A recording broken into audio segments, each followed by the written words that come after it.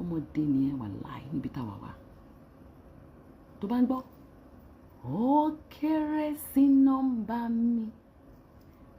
ó kéré sí nọ́mbà mi ó kéré sí nọ́mbà mi ìwọ bèbí yìí ó kéré sí nọ́mbà mi Kẹ́mi ó kéré ó kéré. tọ́ ẹ̀yin èèyàn wa Ìyábọ̀ Òjó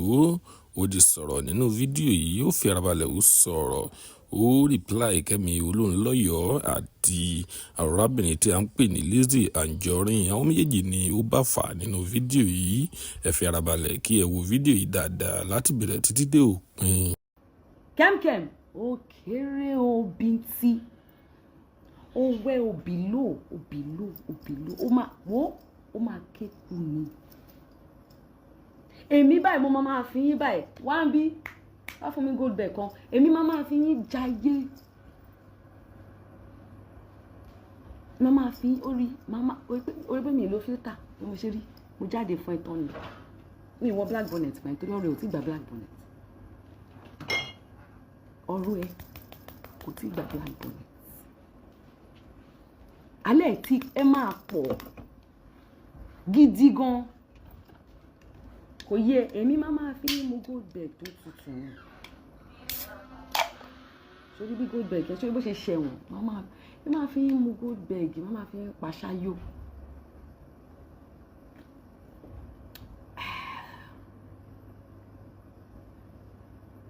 máa fi yín pàṣáyò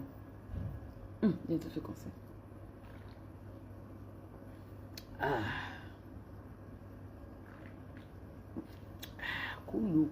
kúlù tẹ́ńpà.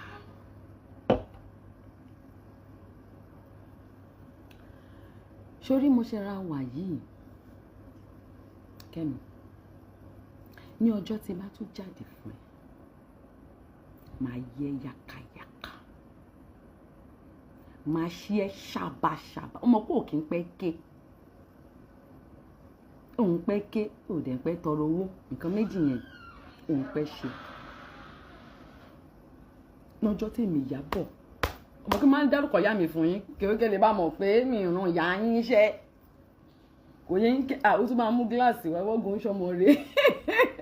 ó ṣe é tó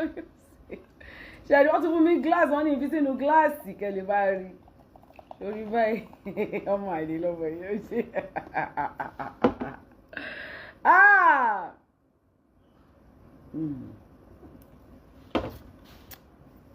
Kẹ́mi orí Facebook ló ti ń ṣorí burúkú ẹ̀ mo ṣe wá bẹ́ẹ̀ lórí Facebook.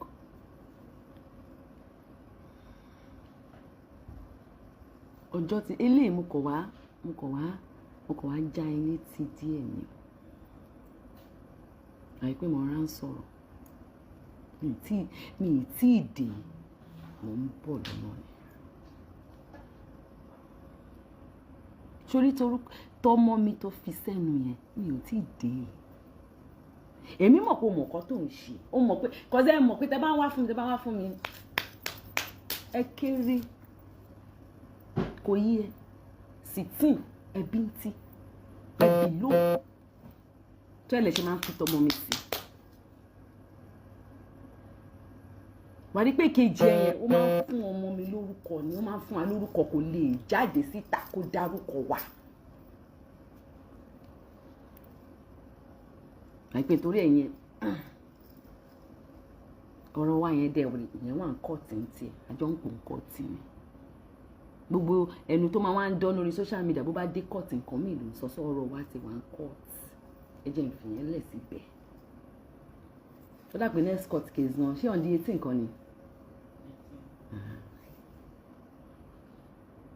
bọ̀ sórí ìwọ àló máa sápamọ́ kù níṣẹ́ ò nílé báwo ló yẹ fẹ́ jáde síta torí tó bá jáde síta máa gbé ẹ wà dé evidence tó lóun ní o máa láti kólẹ̀ ó dẹ̀ ní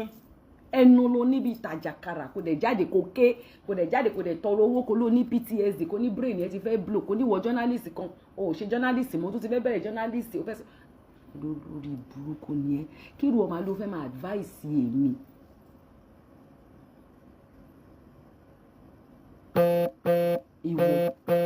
ìwọ tó tọ́jú ọmọ tó tọ́jú ara, tó tọ́jú ara, tó tọ́jú ẹbí, tó tọ́jú bàbá, tó tọ́jú ìyá. Ìwọ fẹ́ máa advice mi. tọ́ ẹ̀yin èèyàn wa ẹ ti wo fídíò yìí láti bẹ̀rẹ̀ títí dé ìparí. Fún ẹ̀yin tí ẹ wò ó títí débi tí a wà yìí, kí ni ẹ lérò nínú fídíò yìí? Nǹkan tí ẹ bá lérò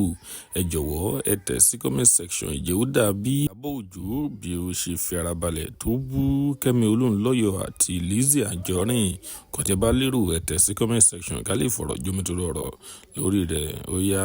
ó dàbọ̀.